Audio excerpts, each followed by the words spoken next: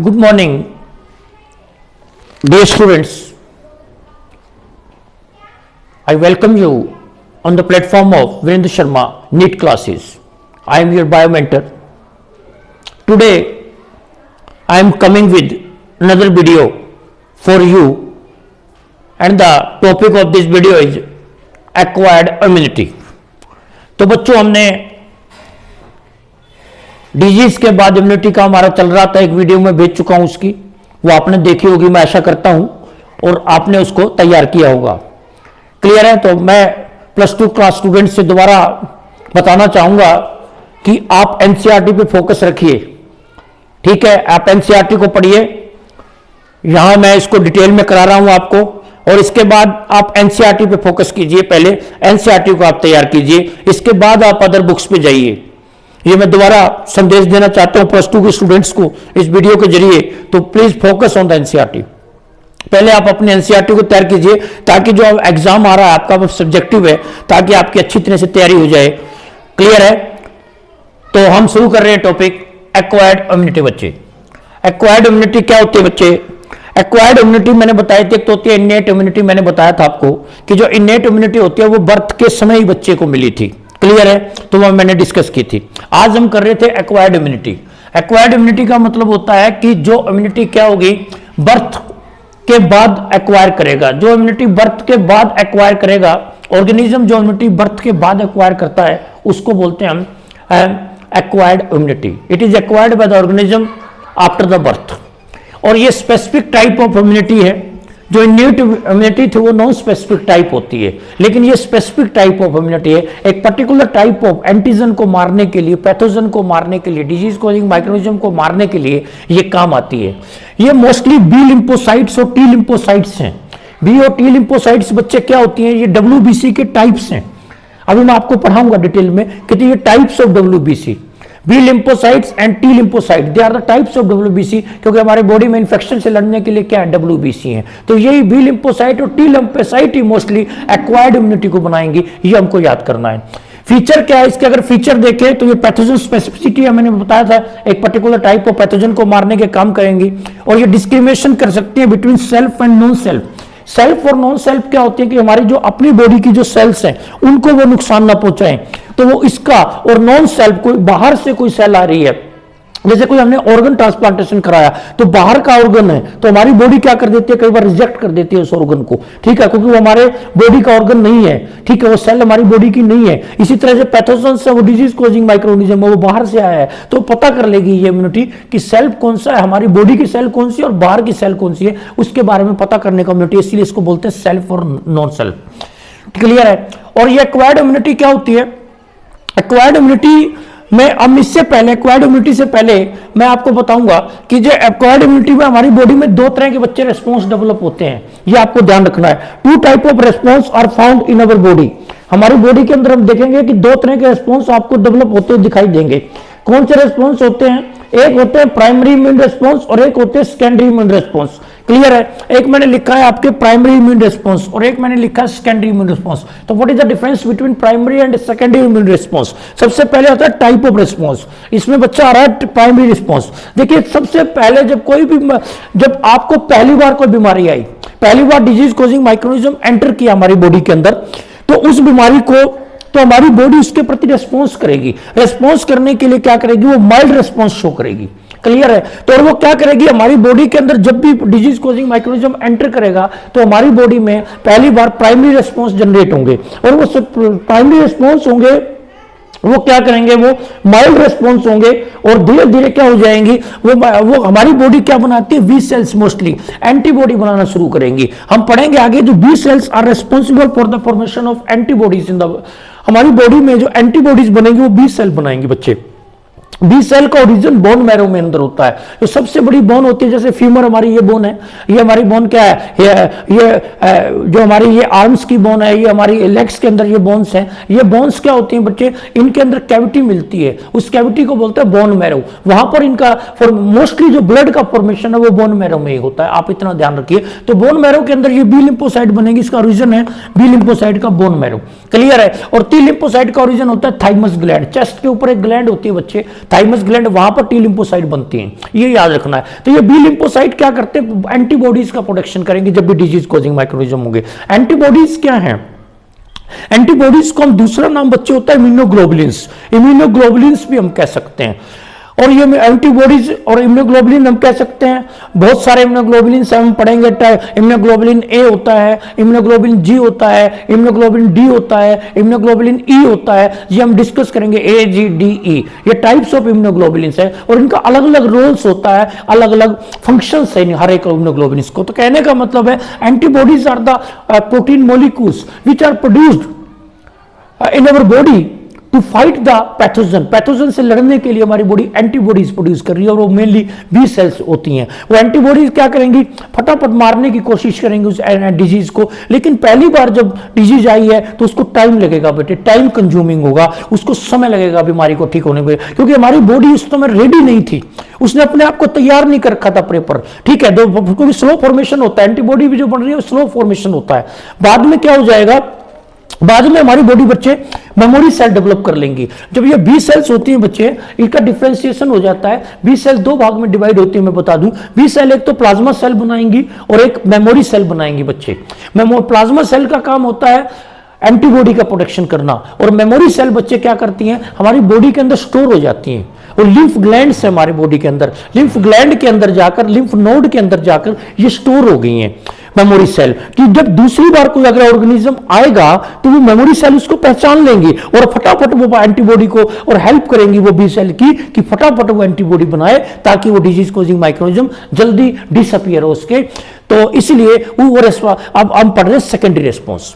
अब देखिए secondary response को देखिए आप, सेकेंडरी रेस्पॉन्स में देखिए आप कि ये मैंने लिखा सेकेंडरी में स्फीयर होता है, स्फीयर रेस्पॉन्स होता है, ये फास्ट होता है as compared to the first. ये स्फीयर है और साथ में फास्ट है, इसमें एंटीबॉडी का प्रोडक्शन फास्ट रेट पे हो रहा है। मैंने बता दिया क्योंकि हमारी बॉडी में मेमोरी सेल बन चुकी थी, वो मेमोरी सेल स्टिमुलेट करेंगी बी सेल को, भाई तो प्लाज्मा सेल को, कि वो बी सेल प्लाज्मा सेल में कन्वर्ट हो और वो एंटीबॉडी का प्रोडक्शन करे ताकि जल्दी से जल्दी वो एंटीजन किल हो जाए जो डिजीज कॉजिंग माइक्रोनिज्म एंटर कर गया है। इसीलिए क्या करते हैं, क्योंकि मेमोरी सेल रेडी है रिकॉग्नाइज कर ले कि वही बीमारी, इसलिए एक बीमारी अगर पहली बार आई है, अगर वो दूसरी बार फिर कभी भविष्य में आती है तो वो जल्दी ठीक हो जाती है पहले की बजाय, क्योंकि उस समय हमारी बॉडी सेकेंडरी रिस्पॉन्स करती है। इसका कारण है कि मेमोरी सेल डेवलप हो जाती है हमारी बॉडी के अंदर, पहले मेमोरी सेल डेवलप नहीं हुई थी। इसी कारण ये बीमारी जल्दी ठीक होती है पहले की बजाय, आप ऐसा समझ लीजिए। इसको बोलते हैं बच्चे सेकेंडरी रिस्पॉन्स।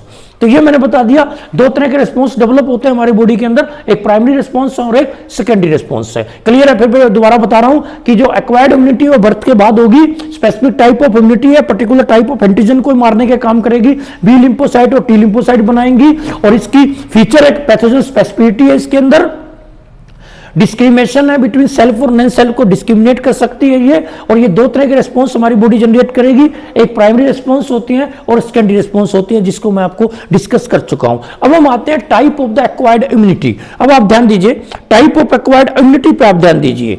यहां पर आपको मैं फोकस कर रहा हूं, अपने इस पे बोर्ड को फोकस करने जा रहा हूं कि टाइप ऑफ एक्वायर्ड इम्यूनिटी को हम ध्यान देंगे। अब what is the type of acquired immunity, इसको हम ध्यान देंगे यहां पर।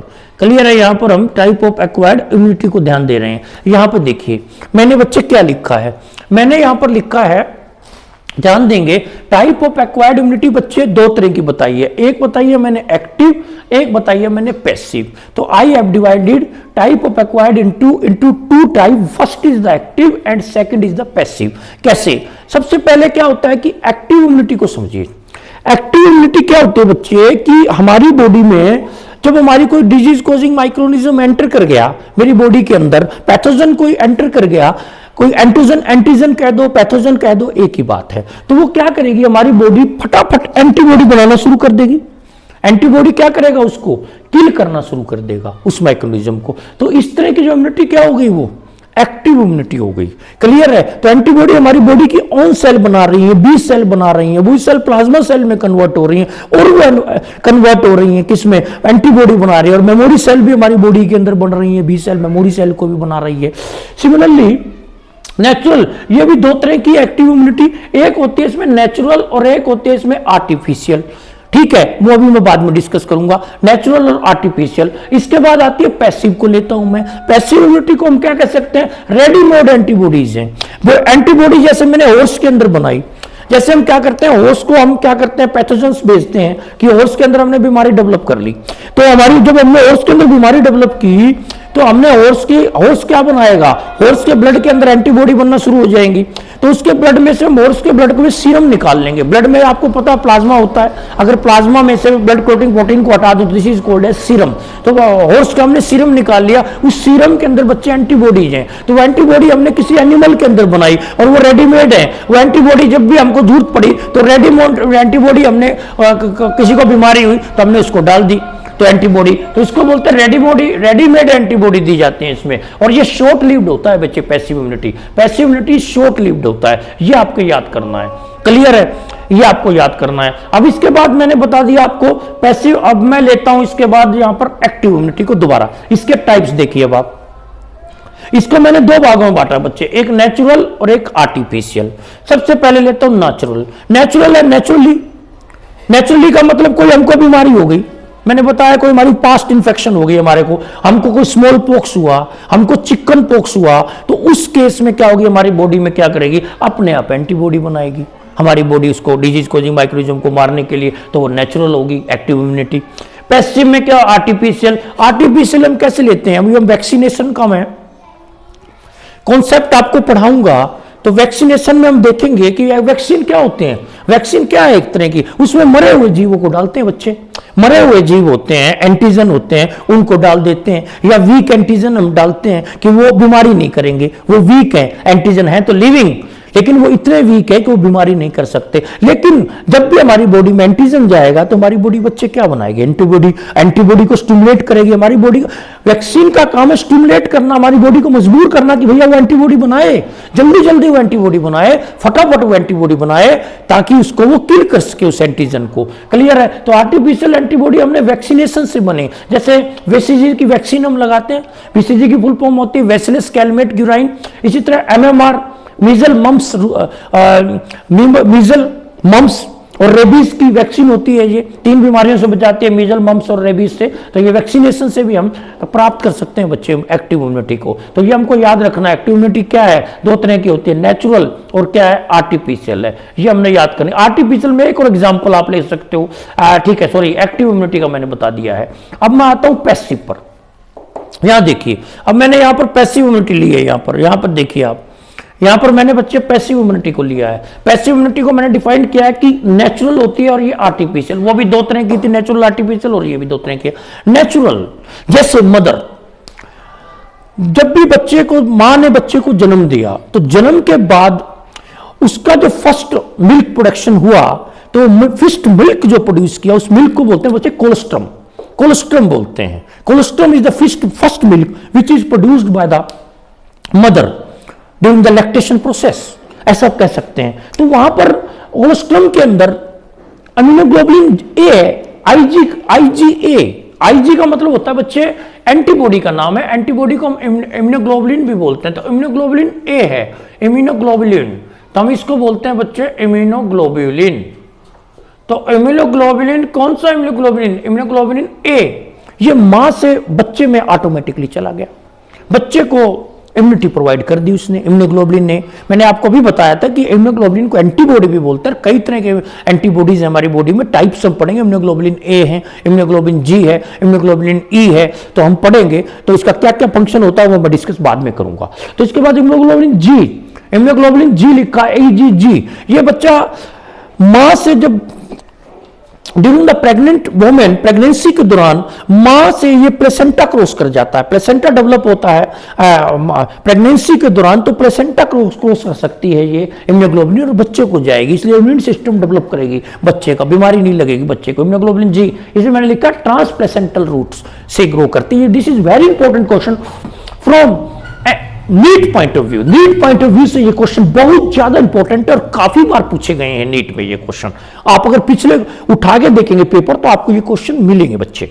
इसके बाद बच्चे ये था आपका नेचुरल का, पैसिव में नेचुरल। अब आती है बच्चे कुछ आर्टिफिशियल। देखिए आर्टिफिशियल मैंने बताई थी, किसी को बच्चा टेटनस टॉक्साइड, टेटनस के केस में, टेटनस हो गया, हमको टेटनस क्या है, सोयल का अंदर जो बैक्टीरिया मिलते हैं, बच्चों को ये टेटनस की बीमारी मोस्टली हो जाती है, तो सोयल के अंदर वो बैक्टीरिया वो एंटर कर जाता है बच्चों के अंदर, जब भी जख्म वगैरह हो जाता है बच्चों में तो टेटनस है। तो टेटनस के केस में हम आर्टिफिशियल इम्यूनिटी प्रोवाइड करते हैं, टेटनस टॉक्साइड देते हैं, टेटनस के केमिकल्स देखते हैं, ठीक है, टेटनस टॉक्साइड उसको बच्चे को प्रोवाइड किया जाता है, ठीक है। तो इसके बाद है एंटीवेनम, जैसे सांप ने काटा, बच्चे सांप ने काटा तो हम क्या करेंगे, तो हमने रेडीमेड एंटीबॉडीज हमने बना रखी है, उसको एंटीवेनम बोलते हैं। तो वो एंटीबॉडी, रेडीमेड एंटीबॉडी फटाफट हम उस बच्चे के इंजेक्शन के जरिए, वैक्सीनेशन के जरिए फटाफट हम उसके अंदर डालने शुरू कर देते हैं, ताकि उसके टॉक्सिसिटी को, जहर का जो सांप का जो जहर है उसको हम खत्म कर सकें। इसलिए एंटीवेनम ये आर्टिफिशियल इम्यूनिटी का है।